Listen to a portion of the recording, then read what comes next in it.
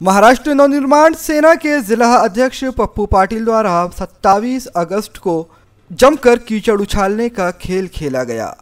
पहले उन्होंने सूबे के गृह राज्य मंत्री और अमरावती के पुलिस आयुक्त संजय बाविस्कर पर रिश्वतखोरी व गुटखा व्यवसायियों को सहयोग देने का आरोप लगाया। इसके बाद कलोती परिवार के भ्रष्टाचार में घिरे होने का दावा किया।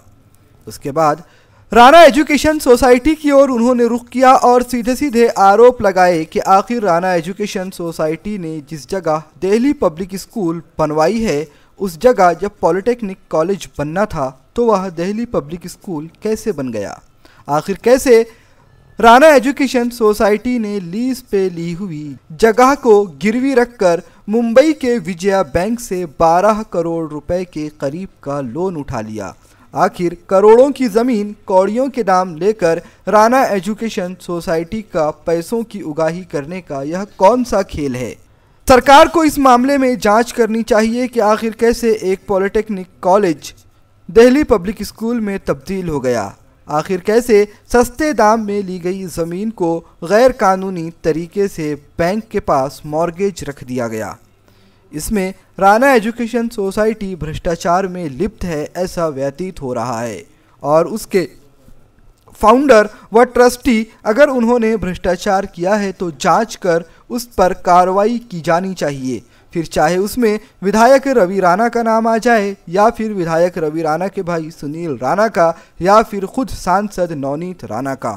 जिसने भी भ्रष्टाचार किया है जांच होने के बाद उसके खिलाफ कार्रवाई होनी चाहिए।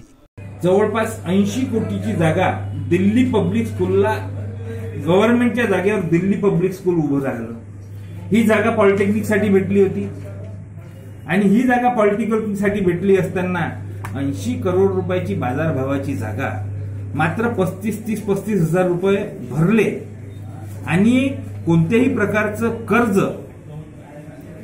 या जागेवर घेता येत नाही। हीच जागा गहाण ठेवून याच्यावर जवळपास 12 कोटीचं कर्ज मुंबईच्या विजया बँकेचं घेतलं। ही बातमी अतिशय धक्कादायक आहे आणि हा भ्रष्टाचाराचा उच्चांक आहे। हे सर्व प्रकरण सर्व लोकांना सर्व राजकीय लोकांना माहित आहे आणि याच्यात कोणाचा आश्रय राणांना आहे।